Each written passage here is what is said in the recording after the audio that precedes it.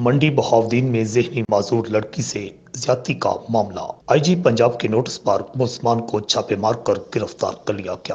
منڈی بہاؤالدین پولیس کی special team نے خصوصی آپریشن کے بعد دونوں ملزمان کو الگ الگ شہروں سے گرفتار کر لیا۔ ملزم اشتیاق احمد اور شکو کو ضلع بکر سے گرفتار کیا گیا، جبکہ ملزم حسنین کو گجرات کے علاقہ کنجا سے گرفتار کیا گیا۔ 20 دسمبر کو پیش آنے والے واقعہ کی FIR منڈی بہاؤالدین پولیس نے اطلاع ملتے ہی درج کر لی۔